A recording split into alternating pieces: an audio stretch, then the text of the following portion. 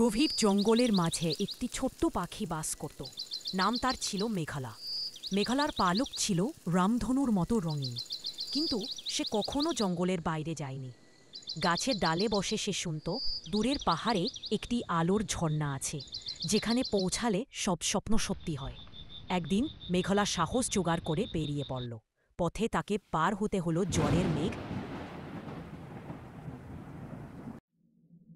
তীক্ষ্ণ কাটার বন, আর এক ভয়ঙ্কর বাজপাখির চোখ।